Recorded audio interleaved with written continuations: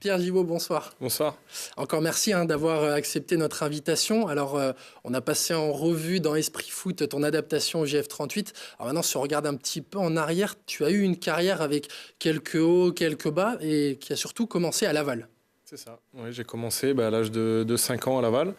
C'était le club juste en haut, au-dessus de la maison, parce que j'habitais vraiment à 500 mètres du club. Et puis j'ai commencé tout petit là-bas, et puis de débutant jusqu'au centre de formation. Et puis la chance de jouer en Ligue 2 avec Laval. Et puis après, il y a eu la descente. Et puis je suis resté là-bas. Et puis ma dernière année stagiaire, voilà, j'ai décidé de ne pas rester à Laval et puis de signer au Mans chez le concurrent. Donc voilà. Et puis après, je fais 4 saisons au Mans. Après, je suis parti. Voilà, ça s'est pas très bien passé ma dernière année de contrat au Mans, où j'avais joué la première partie de saison. Et puis, comme j'étais pas tombé d'accord avec les dirigeants pour prolonger, la deuxième partie de saison, ils m'ont un petit peu mis de côté. Donc, je suis parti au Red Star, voilà, où je me suis dit reculer pour mieux sauter. Et puis ça s'est très bien passé. J'ai eu une saison pleine au Red Star en national. Et puis après, je suis parti à Rouen, dépôt de bilan au bout de 2 mois. Je me suis retrouvé à Carquefou en national. Et puis encore une très bonne saison avec un super groupe. On a joué la montée quasiment jusqu'à la fin. Et puis après, le départ à Sochaux. Voilà, 4 années extraordinaires à Sochaux. Et puis on est arrivé à Grenoble. Bon, on va y revenir tout de suite sur ton parcours, mais d'abord, on va recommencer au début. On va tout de suite écouter un message qui vient tout droit de Mayenne. Salut Pierre, j'espère que tu vas bien. Tout d'abord, félicitations pour votre belle saison. Pour un premier, c'est très bien. Et puis, félicitations pour ton chemin parcouru. Voilà, j'ai le souvenir de toi d'un garçon travailleur, ambitieux, avec du caractère. Cela dit, ça fait partie de la panoplie pour devenir footballeur. Donc voilà, écoute, je te souhaite une bonne continuation et puis à bientôt. Ouais, t'en as gardé des copains de cette époque? C'était des bons souvenirs? Ouais, des très très bons souvenirs. Après, très peu de contact aujourd'hui avec des anciens. Là, Jeff, ça fait plaisir de le voir parce que c'est des gens que j'ai appréciés quand j'étais à Laval. Et puis voilà, des fois je me dis pourquoi pas retourner, aller rendre visite, parce qu'il y a encore des gens que je connais, notamment à Laval, parce que je suis né aussi là-bas, donc même si j'ai plus d'attache familiale là-bas, voilà, c'est des gens qui ont énormément compté pour moi et ça fait plaisir de les revoir. Je les ai pas oubliés, mais bon, ça fait plaisir aussi de voir qu'ils n'ont pas oublié. Après, voilà, c'est des très très bons souvenirs. Ouais. Bon, en tout cas, on les salue bien fort. Tu as croisé d'autres joueurs assez réputés. Enfin, à Laval, Mathieu Pichot, Anthony Gonçalves, qui a été récemment sacré en Coupe de la Ligue avec Strasbourg. Donc, après Laval, Le Mans, le Red Star, Rouen, Carquefou. Et un autre club qui a quand même beaucoup compté pour toi, c'est le FC Sochaux. Donc, dès tes débuts dans le Doubs, tu t'imposes comme un joueur incontournable. Tu arraches même le brassard de capitaine. Puis arrive le groupe espagnol, Baskonia Alavés. Alors, qu'est-ce qui se passe à ce moment-là, à l'arrivée de ce groupe? On se pose des questions, évidemment. Qu'est-ce qui se passe? Moi, je devais prolonger. Donc, j'avais un contrat qui s'arrêtait en 2020. Et je devais prolonger. On s'était mis d'accord, plus ou moins, pour prolonger à Sochaux. Et puis, avec le président chinois. Et voilà, quand cette entité espagnole arrive au club, c'était déjà pour remettre un petit peu les finances dans le bon sens, et puis que sportivement, voilà, ils apportent leur savoir-faire, parce qu'apparemment ils étaient très ambitieux, ils avaient un projet ambitieux avec Sochaux, et puis ils ont contacté mon agent à leur arrivée et ils ont clairement dit aujourd'hui, l'année prochaine, on ne pourra pas payer le salaire de Pierre Gibaud, et on était d'ailleurs plus 3-4 dans ce cas-là. Et ils ont dit soit c'est moins 50% tout de suite et puis il reste un joueur de l'effectif, ou alors il garde son salaire et il jouera jamais de l'année. Donc le deal était là. Moi au début, j'étais très surpris de cette approche-là, et ça m'a ça m'a fait mal parce que voilà, je me suis dit, ce salaire-là, il est peut-être important pour eux, mais voilà, moi j'ai menacé personne, j'ai jamais mis le fusil sur la tempe pour avoir ce salaire-là. Peut-être que la personne qui a signé le contrat avec moi, elle estimait que je le méritais. Donc voilà, ça m'a mis quand même un petit coup sur la tête, surtout que voilà, à Sochaux, j'étais bien, c'était très, très attaché au club, aux personnes qui travaillent au club. Et puis au final, on m'a mis un petit peu à la porte, voilà, sans regarder ce que j'avais pu faire les années précédentes. Et ça m'a un petit peu fait mal quand même que des gens qui connaissent pas forcément le club ni l'histoire du club arrivent et puis nous mettent à la porte, nous traitent un petit peu comme des moins que rien. On était 3 dans ce cas-là. Avec El Hadjiba, d'ailleurs, je suis très content de jouer contre lui ce week-end parce qu'il fait une super saison. Et puis Zakaria Berdiche. Donc voilà, on a été mis à l'écart et puis ça a été compliqué. Ouais, donc une revue d'effectifs assez importante, hein, tu le disais, pendant cet été. Et des cadres qui partent. Donc quel regard tu portes sur la situation actuelle du club ? La situation actuelle du club, voilà, oui, je les suis énormément. Ils ont un effectif très très jeune, c'est quasiment que des joueurs qui sortent du centre de formation et aujourd'hui c'est un petit peu eux qui paient les pots cassés de la mauvaise gestion de la direction du club et je trouve ça un petit peu dommage qu'aujourd'hui ce soit ces jeunes-là qui soient exposés, qui soient voilà, sous les projecteurs alors que c'est peut-être pas forcément la chose à faire. Maintenant, j'ai envie de dire, on a ce qu'on mérite aussi. Hein. Ils ont peut-être pas fait forcément ce qu'il fallait à certains moments. Et voilà, aujourd'hui, les Espagnols sont partis. Il y a Omar Daf qui est arrivé et je pense qu'il a mis un petit coup de balai dans le club. Et c'est très bien. Après, j'espère qu'ils vont se maintenir sportivement. D'ailleurs, j'espère qu'ils se maintiennent avant la dernière journée, parce que ça m'embêterait d'aller gagner là-bas et puis de les enterrer. Mais voilà, s'ils peuvent se maintenir assez rapidement et puis voilà, repartir sur quelque chose de sain, de propre l'année prochaine, c'est ce que je leur souhaite. Ouais. Ouais, donc voilà, justement un maintien qui sportivement n'est pas encore fait. Ils sont simplement à 1 point devant Nancy. Et du coup, tu l'as dit, ironie du sort ou pas, le GF terminera sa saison de Ligue 2 à Sochaux le week-end du 17 mai. Et on gardera évidemment un œil sur toi pour voir ta réaction à l'issue du match. Et bon, en tout cas, ce courage, on sait d'où vous êtes en partie allé le chercher. Hein, donc, pas plus loin que les tribunes. 15 500 spectateurs qui ont poussé derrière vous dans les bons et les mauvais moments. Et vous avez même eu droit à une aide d'honneur à la Toulonnaise, hein, justement, avant le match. Ça vous a mis aussi en mode finale ? Ouais, franchement, moi, c'est des choses que j'apprécie beaucoup. Choses qui te galvanisent, d'avoir du monde derrière toi. Voilà, la aide d'honneur... C'était quelque chose vraiment de très bien qui a été fait et franchement c'était appréciable et l'ambiance dans le stade c'était vraiment fou. Moi j'étais les 5 dernières minutes, j'ai pas regardé le match, j'étais dans le vestiaire à faire des allers-retours. Je suis sorti pour les 15 dernières secondes mais dans le vestiaire j'entendais que ça criait et tout donc ça a supporté vraiment très très fort et franchement ça a été une très belle ambiance samedi et que voilà que ça se repasse encore de la sorte pour Agen, même plus pourquoi pas. Et pour Lyon aussi, parce que ça va être dans ces moments-là qu'on aura besoin de tout le public pour tout supporter pour aller jusqu'au bout cette saison. Ça galvanise dans les moments où les cuisses font mal, où on commence à être un petit peu émoussé physiquement ? Oui, parce qu'on sent le public qui pousse derrière nous. J'ai eu la chance de le vivre pour les phases finales l'année dernière et c'est vrai que ce stade des Alpes, quand il est plein, il est magnifique. Donc c'est un stade qui est avec des tribunes assez fermées, donc dès que ça crie, ça résonne. Enfin, c'est un très beau stade et plein, c'est vraiment magnifique pour jouer un match de rugby. Avant de clore ce chapitre sur cette victoire face à Toulon, avant peut-être d'en connaître une autre la saison prochaine, dès la saison prochaine on l'espère, il y a également eu une autre animation à la mi-temps, ce sont les Brûleurs de Loups qui sont justement venus présenter cette Ligue Magnus au public. Ça fait des belles images, c'est bien pour le sport grenoblois aussi, cette union.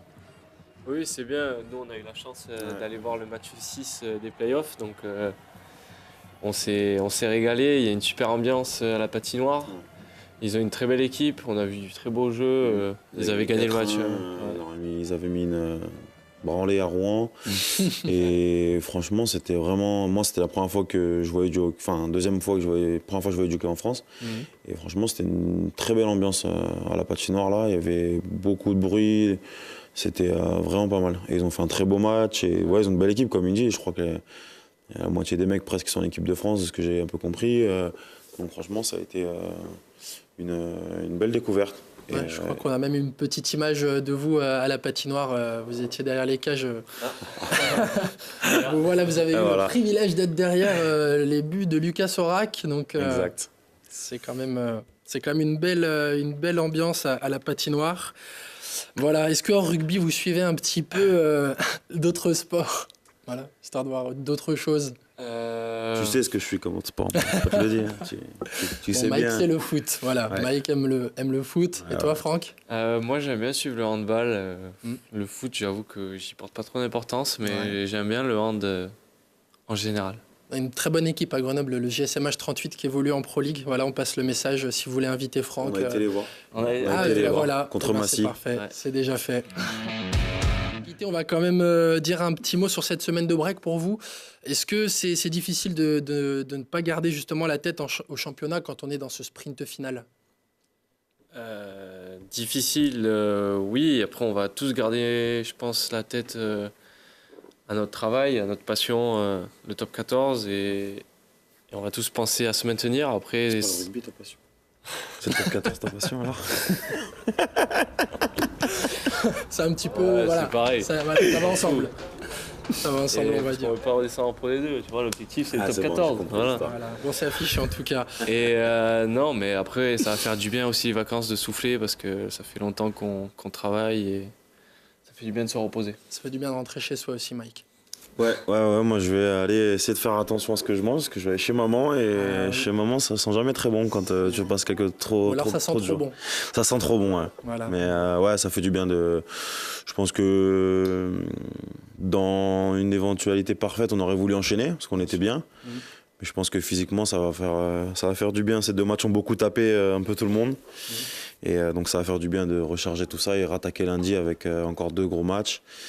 Et en ligne de mire, ce match contre Agen quand même aussi un peu entre guillemets plus important que les autres. Donc voilà, un dernier sprint final important qui nous attend. Bon, en tout cas, nous, on a hâte de vous retrouver d'abord à Montpellier le 27 avril, puis au Stade des Alpes, comme tu le disais, le 4 mai pour ce beau match face à Agen. Et avec un ténor de France Télévisions, on a beaucoup de chance. Alexandre Pasteur, bonsoir. Bonsoir Lucille. Comment ça va? Tout va très bien, c'est la fin de l'hiver, voilà. Moi j'ai le nez dans le guidon maintenant parce que la saison de cyclisme va reprendre. En tout cas, a déjà repris, mais là on va entrer dans le vif du sujet. Exactement, c'est le cirque blanc et le cirque grandeur nature, on va dire, avec le cyclisme, vos spécialités sur France Télé. C'est ça, le ski, parce que je l'ai commenté pendant 22 ans sur Eurosport, mon ancienne chaîne. J'ai toujours un pied dans la neige, mais maintenant le gros de ma saison, le gros de mon année est consacré au cyclisme et notamment au Tour de France. Absolument, qui va bientôt commencer d'ailleurs. Et vous présentez donc avec Laurent cette soirée les Chronos d'Or. C'est ça, c'est un petit peu... un pèlerinage à chaque fois, chaque année. C'est le pèlerinage, c'est ça, c'est un peu notre petit plaisir de fin d'hiver. Voilà. Enfin, c'est plus qu'un plaisir pour Laurent, c'est aussi, je sais, quelque chose de très important pour le groupe Ski Chrono le Dauphiné. Mais nous, c'est vrai qu'on se fait vraiment plaisir à vivre cet événement tous les deux, à l'animer, parce qu'on est avant tout, je crois, des passionnés. Et on ressent les choses de la même manière, donc on parle le même langage. Et ça se voit. Oui, juste Alexandre, ça fait depuis 2006 qu'il collabore à Ski Chrono, depuis les débuts de Ski Chrono comme chroniqueur, parce qu'il écrit aussi très bien. C'est pas qu'un homme de télé, c'est un homme de plume. Donc c'est une vraie histoire de professionnel au départ qui est devenue aussi une histoire un peu d'amitié. Comme il le disait, on a le même esprit et le même esprit montagne. Oui, effectivement, on n'a pas fait tout le CV justement, mais il y a de quoi dire. Alexandre, quelle image tu retiens de cette saison 2018-2019? Il y en a beaucoup, Laurent. Ça a été une belle saison. Moi, ce que je retiens avant tout, c'est l'éclosion de Clément Noël. On l'attendait un peu, on va pas se le cacher. Toi comme moi, on l'avait vu venir déjà l'an dernier aux Jeux Olympiques et là cette année, C'est vrai qu'il a confirmé de manière, alors peut-être brutale pour certains, mais évidente pour nous, parce qu'on connaissait son talent, son potentiel. Gagner 3 slaloms de Coupe du Monde, comme ça, d'affilée au mois de janvier, et les finales à Soldeu. Avec la concurrence qu'il y a en slalom, c'était vraiment magnifique. Moi, c'est ce que je retiens avant tout. Et puis mon coup de cœur, c'est le relais de ski de fond, le 4x10 au championnat du monde à Seefeld en Autriche, avec une composition inédite, un relais décimé, des gars malades, des gars absents, et malgré ça, ils vont encore chercher la médaille de bronze. Tu connais mon amour du ski de fond et du ski nordique en général, et j'ai adoré ce relais. Pour moi, c'est mon petit coup de cœur de l'hiver. Alors, le titre d'Alexandre Pinturo aussi, qui devient champion du monde, c'est aussi, j'imagine, un grand moment. Tu étais sur place à Auray. Bien sûr, alors ça aussi, c'était attendu, mais à force de l'attendre, on commençait un peu à désespérer. C'était oublié qu'Alexis, ça reste un grand talent, qui a mis des choses en place cet hiver, ou plutôt qui a remis des choses en place. Ça s'est senti en slalom notamment, ça s'est senti en géant en fin de saison, et puis naturellement, en combiné, on sait que c'est le garçon le plus polyvalent au monde aujourd'hui. Donc voilà, je dirais que ce titre, il est venu presque naturellement. On l'a attendu, mais voilà, c'était tellement évident qu'Alexis soit enfin champion du monde de combiné. Ça l'a soulagé, et puis nous aussi un petit peu. Tu fêtes ton 2e anniversaire à France Télévisions. Quelle est l'importance des sports blancs pour France Télé ? Déjà, en tant que service public, France Télévisions se doit d'assurer une couverture des sports d'hiver, parce que le ski reste un sport majeur, c'est le sport olympique numéro 1 en ce qui concerne les sports d'hiver. Donc on a fait un peu de direct déjà, on a diffusé le critérium de la première neige sur France 4, on était présent au championnat du monde à Auray, en ski alpin, c'était éclaté sur plusieurs chaînes, mais on était présent tous les jours en direct. On a diffusé les championnats du monde de nordique sur le net, ça fait de bonnes audiences d'ailleurs, comme quoi le numérique, c'est bien l'avenir de la télévision. En tout cas, c'est le credo du patron des sports de France Télé, Laurent-Éric Lelay. Et puis à côté de ça, moi je me suis efforcé de faire vivre les rubriques hivernales sur nos 2 magazines premium que sont Tout le Sport sur France 3 et Stade 2 sur France 2, à travers des reportages, des sujets, des résumés. Donc voilà, je pense qu'on a fait une bonne couverture quand même si évidemment c'est un peu moins dense que ce que je faisais à Eurosport. Comme tous les skieurs qui nous accompagnent pour cette soirée des Chronos d'Or, tu vas aussi, toi, basculer sur le vélo. On sait qu'ils pratiquent beaucoup le vélo. Quel va être le programme pour toi sur ces prochains mois ? Vélo essentiellement, c'est vrai, avec les classiques du mois d'avril, Tour des Flandres, Paris-Roubaix, Amstel Gold Race, Liège-Bastogne-Liège, Flèche Wallonne. Ensuite, au mois de mai, je vais sûrement suivre le Tour d'Italie, que France Télé ne diffuse pas, mais on aura quand même un œil dessus, évidemment, parce que c'est le 2e grand tour de 3 semaines après le Tour de France. Et puis au mois de juin, on va vite basculer en mode Tour de France avec le Critérium du Dauphiné, qui passera d'ailleurs par la région grenobloise, et je m'en réjouis. Il y aura une arrivée à Voiron, une arrivée au Settlo, inédite et très difficile, 14 km de montée à 7%. J'attends cette étape avec impatience. Ensuite, on va se projeter sur les championnats de France fin juin, et puis le Tour de France qui partira de Belgique le 6 juillet. Et le Tour de France, comme tu le sais, pour France Télévisions, c'est la vitrine. C'est vraiment l'objectif numéro 1 de l'année pour tout le service des sports, et moi en particulier, vu que je suis au cœur du réacteur. Et justement, dans cette grande boucle, il y a toujours un moment particulier avec l'étape de France Montagne, avec des champions de ski qu'on retrouve, avec des moniteurs de l'ESF qui ouvrent la route du peloton. Cette année, je crois que c'est à la planche des belles filles. Exactement, je vois que tu es bien informé, Laurent, mais ça ne m'étonne pas. Je connais ton carnet d'adresses, oui.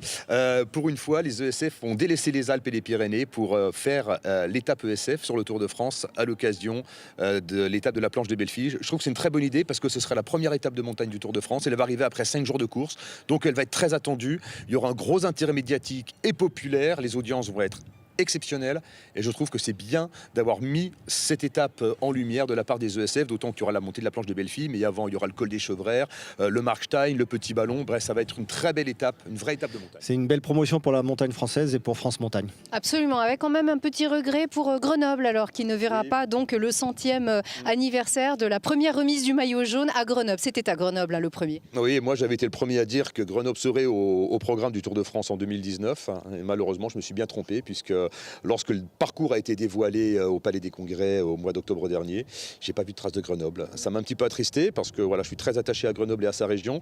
Malheureusement, on ne viendra pas à Grenoble. C'est dommage. Je trouve que Grenoble peut pas se passer du Tour, et le Tour de France a du mal à se passer de Grenoble. Pourtant, j'ai l'impression qu'il y a une espèce de désamour depuis quelques années. Je trouve ça triste, parce que voilà, tu l'as dit, Lucille, c'est vrai que le premier maillot jaune a été remis en 1919 à Eugène Christophe à Grenoble, et ça aurait été un beau clin d'œil de revenir à Grenoble 100 ans plus tard. Donc moi, ça va beaucoup me manquer, mais bon, je désespère pas dans les années à venir. Voilà. Et c'est un Grenoblois qui parle, on peut dire Grenoblois. Oui, d'adoption en tout cas, mais de cœur Jurassien aussi. Oui, Jurassien, mais maintenant Grenoblois.